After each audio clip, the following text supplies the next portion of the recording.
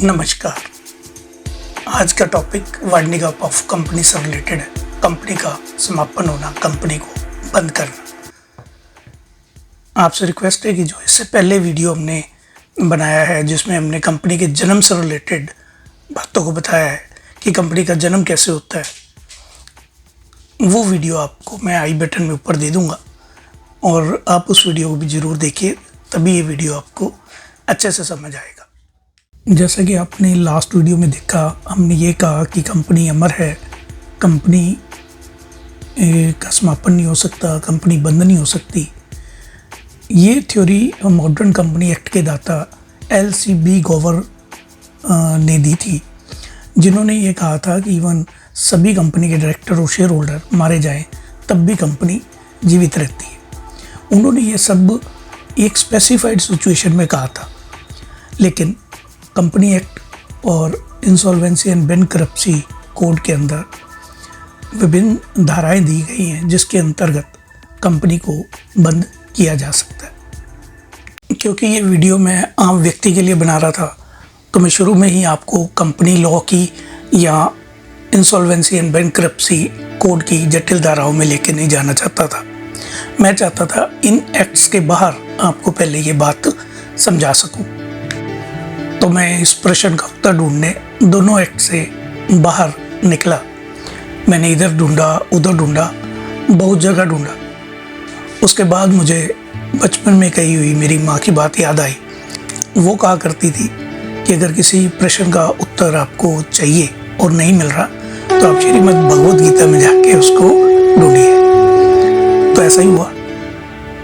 भगवद गीता के अध्याय 2 में श्लोक 27 में यही लिखा हुआ है। पहले आप इसको देखिए, फिर आगे बात करते हैं। जातस्तहि ध्रुवो मृत्युर्ध्रुवं जन्म मृतस्य च तस्मादपरिहार्येऽर्थे न त्वं शोचितुमर्हसि। कृष्ण कहते हैं कि हे अर्जुन, जिसका जन्म हुआ उसका अंत तो निश्चित है। सो इसी अनुसार ऐसा नहीं है कंपनी अमर है। कंपनी को कंपनी एक्ट की और इंसॉल्वेंसी एंड बैंकरप्सी कोड की विभिन्न धाराओं में समाप्त किया जा सकता है। जैसा कि आपने लास्ट वीडियो में देखा था, राक्षस ने ब्रह्मा जी से वरदान मांगा था अमर होने का, और ब्रह्मा जी ने बहुत वैधानिक भाषा का यूज करते हुए उसको मना कर दिया था। ये देखिए। तुम्हें और तप करने की आवश्यकता नहीं है पुत्र, तुम तपोफल के अधिकारी हो चुके, किंतु मैं तुम्हें अमृत का वरदान देकर सृष्टि का विधान नहीं बदल सकता। हाँ, यदि तुम चाहो तो अपनी मृत्यु को बाधित कर सकते हो। इससे पहले कि मैं टॉपिक को आगे बढ़ाऊं, कुछ एक इम्पॉर्टेंट थिंग्स हैं जो आपको ड्यूरिंग द टॉपिक ध्यान में रखनी है। सबसे पहले है company is a legal person, it can be created by law and can be dissolved by law also. Second, जहाँ जहाँ शब्द एनसीएलटी का यूज़ हुआ है उसका मतलब है नेशनल कंपनी लॉ ट्रिब्यूनल।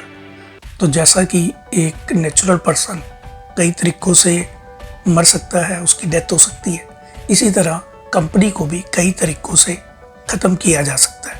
पहले एक नेचुरल पर्सन की डेथ देखिए किस तरह से हो सकती है। अगर वो वृद्ध हो गया है तो वो नेचुरल डेथ से मर सकता है, वो किसी एक्सीडेंट का शिकार हो सकता है, या कई बार लोग ज़िंदगी से हार के सुसाइड कर लेते हैं, जो कि नहीं करना चाहिए कभी भी। ऊपर वाले ने ज़िंदगी जीने के लिए दी है, जीनी चाहिए।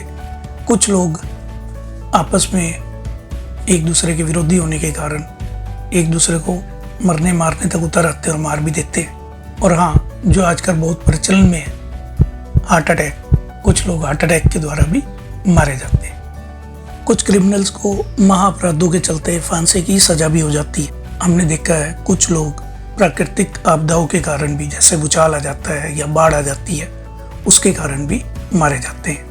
इसी प्रकार कंपनी भी कई तरीकों से ख़त्म हो सकती है। Winding up of company can be done through many ways.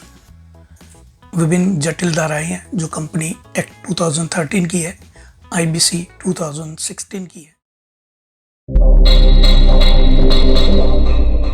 इसी प्रकार कंपनी भी कई तरीकों से खत्म हो सकती है। Winding up of company can be done through many ways. विभिन्न जटिल धाराएं हैं जो कंपनी एक्ट 2013 की है, आईबीसी 2016 की है, पर मैं आसान भाषा में आपको समझाने की कोशिश करूंगा। सबसे पहला है strike off by the registrar of company, और you may say removal of the name of the company from the register of company by the registrar under section 248 subsection 1. Next है सेक्शन 248 सबसेक्शन 2, जिसके अंतर्गत एक company खुद ही registrar के यहाँ पे अपनी सारी लाइबिलिटीज को चुकाने के बाद अप्लाई कर सकती है कि उसको फास्ट ट्रैक एग्जिट स्कीम के अंतर्गत बंद कर दिया जाए, स्ट्राइक ऑफ कर दिया जाए। हम ट्रिब्यूनल की पावर देखते हैं जो कि सेक्शन 271 में लिखी गई है कि ट्रिब्यूनल किन परिस्थितियों में कंपनी को बंद कर सकता है। पर सेक्शन 10 ऑफ आईबीसी 2016 में ये प्रावधान किया गया है कि अगर कॉर्पोरेट डेटर्स को ऐसा लगता है किसी क्रेडिटर के पैसे चुकाने में असमर्थ है तो खुद भी एनसीएलटी यहाँ पे अप्लाई कर सकता है कि उसके खिलाफ इंसॉल्वेंसी प्रोसीडिंग्स शुरू की जाए। सेक्शन 59 ऑफ द आईबीसी 2016, जिसके अंतर्गत कॉर्पोरेट डेटर जो होता है डिफॉल्ट तो नहीं करता पर स्वेच्छा से लिक्विडेशन में जाना चाहता है। सबसे पहले हम पावर ऑफ रजिस्ट्रार देख लेते हैं, कब वो कंपनी को स्ट्राइक ऑफ कर सकता है, कब वो कंपनी का नाम रिमूव कर सकता है। सबसे पहले जब कंपनी बनने के, यानी जब हमने कंपनी को बनाया उसने 1 साल के अंदर अंदर अगर कोई बिजनेस को शुरू नहीं किया तो रजिस्ट्रार उसको बंद कर सकता है, स्ट्राइक ऑफ कर सकता है। या कोई कंपनी पिछले 2 वर्षों से कोई बिजनेस नहीं कर रही है और ना ही वो डॉर्मेंट स्टेटस के लिए अप्लाई करती है, ऐसी स्थिति में भी रजिस्ट्रार कंपनी को बंद कर सकता है। अगर सब्सक्राइबर कंपनी बनने के 180 दिन के अंदर अंदर सब्सक्राइब कैपिटल को लाने में असमर्थ रहते हैं कंपनी में और declaration of commencement of business को फाइल नहीं करते हैं, जो कि INC 20A फॉर्म होता है, इस केस में भी रजिस्ट्रार कंपनी को स्ट्राइक ऑफ कर सकता है। या कंपनी रजिस्ट्रार कंपनी का रजिस्टर्ड ऑफिस का फिजिकल वेरिफिकेशन करने के बाद ये निष्कर्ष पे पहुंचता है कि कंपनी किसी भी तरह का बिजनेस नहीं कर रही है तो कंपनी को स्ट्राइक ऑफ कर सकता है, उसका नाम रजिस्ट्रार ऑफ कंपनी से हटा सकता है। नेक्स्ट है सेक्शन 248 सबसेक्शन 2, जिसके अंतर्गत एक कंपनी खुद ही रजिस्ट्रार के यहाँ पे अपनी सारी लाइबिलिटीज को चुकाने के बाद अप्लाई कर सकती है कि उसको फास्ट ट्रैक एग्जिट स्कीम के अंतर्गत बंद कर दिया जाए, स्ट्राइक ऑफ कर दिया जाए। इसके लिए कंपनी को धारण सभा में एक स्पेशल रेजोल्यूशन पास करना पड़ता है और एक निर्धारित फॉर्म STK 2 निर्धारित फीस के साथ रजिस्ट्रार ऑफ कंपनी के यहाँ पे जमा करना पड़ता है। रजिस्ट्रार अगर सभी चीज़ों को ऑर्डर में पाता है तो वो कंपनी को स्ट्राइक ऑफ कर देता है। हम ट्रिब्यूनल की पावर देखते हैं जो कि सेक्शन 271 में लिखी गई है कि ट्रिब्यूनल किन परिस्थितियों में कंपनी को बंद कर सकता है। यदि कंपनी के मेंबर खुद ही स्पेशल रेजोल्यूशन पास करके ट्रिब्यूनल को इच्छा जताए कि वो कंपनी को बंद करना चाहते हैं तो ट्रिब्यूनल इस ग्राउंड पे भी कंपनी को बंद कर सकता है। देश की प्रभुसत्ता, एकता और सिक्योरिटी को ध्यान में रखते हुए भी ट्रिब्यूनल किसी कंपनी को बंद कर सकती है। किसी फॉरेन स्टेट के साथ फ्रेंडली रिलेशन रखने के लिए, पब्लिक ऑर्डर के लिए, मोरालिटी के लिए या पीस मेंटेन करने के लिए भी किसी कंपनी को बंद करने का ऑर्डर जारी किया जा सकता है। अगर कोई कंपनी फ्रॉड करती है या कोई मिसकंडक्ट करती है या उसका ऑब्जेक्ट अनलॉफुल है तो कंपनी रजिस्ट्रार या कोई भी ऑफिसर सेंट्रल गवर्नमेंट के द्वारा जो ऑथराइज होता है वो ट्रिब्यूनल के यहाँ पे अप्लाई कर सकता है कि उस कंपनी को बंद कर दिया जाए।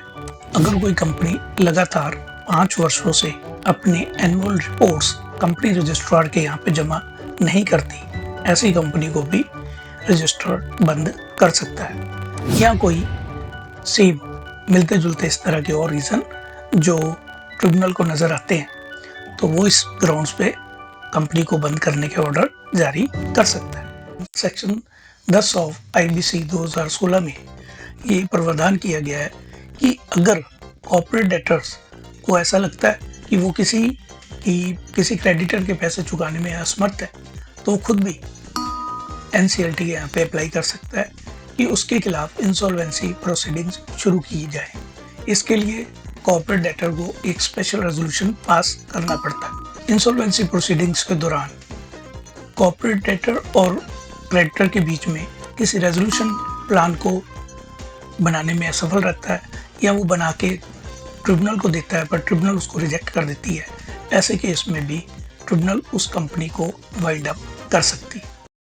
अब सेक्शन 59 ऑफ IBC देखते हैं, जिसके अंतर्गत कॉर्पोरेट डेटर ने डिफॉल्ट तो नहीं किया पर वो इसके अंतर्गत वाइंड अप किया जा सकता है, यानी कंपनी इस सेक्शन के अंतर्गत भी वाइंड अप की जा सकती है। ऐसा कब होता है? जब कंपनी को किसी उद्देश्य के लिए बनाया गया था और वो उद्देश्य कंप्लीट हो चुका है, या अब वो उद्देश्य कंप्लीट नहीं हो सकता क्योंकि वो असंभव हो गया और उसको अब कंप्लीट करना पॉसिबल नहीं है, या फिर कंपनीज के आर्टिकल में ऐसा लिखा हुआ है कि किसी पर्टिकुलर इवेंट के होने पे वो कंपनी का आगे बढ़ पाना इम्पॉसिबल हो जाएगा। ऐसे सिचुएशन में भी कंपनी को बंद किया जा सकता है। इस प्रक्रिया में डायरेक्टर्स को एक डिक्लेरेशन फाइल करनी पड़ती है।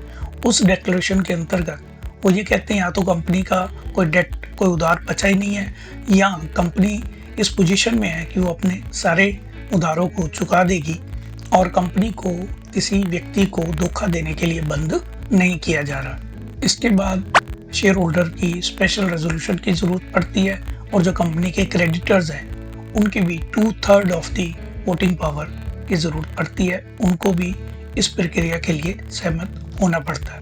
इसके बाद एक लिक्विडेटर अपॉइंट होता है, वो कंपनी की सारी एसेट्स को इकट्ठा करता है, कंपनी के जो क्रेडिटर्स होते हैं उनको पे ऑफ करता है और जो पैसा बच जाता है उनको कंपनीज के ओनर्स में बांट देता है। जब वो इस तरह से सारा फुल सेटलमेंट कर लेता है, सारे अफेयर्स को ख़त्म कर लेता है, तो वो नेशनल कंपनी लॉ बोर्ड के यहाँ पे अप्लाई करता है कि कंपनी को बंद करने के ऑर्डर जारी कर दिए जाए। क्यों हिला डाला ना? यार मेरे को तो ऐसा धक धक हो रहा है। मेरे को भी हो रहा है। तो ये था वीडियो कंपनी के वाइंडिंग अप से रिलेटेड, कंपनी के अंत से रिलेटेड। अगर ये वीडियो आपको अच्छा लगा हो तो हमारे चैनल को सब्सक्राइब करें, वीडियो को लाइक करें, ताकि आने वाले टाइम में और ऐसे इन्फॉर्मेटिव और इंटरेस्टिंग वीडियोस आप देख सकें। Thank you very much.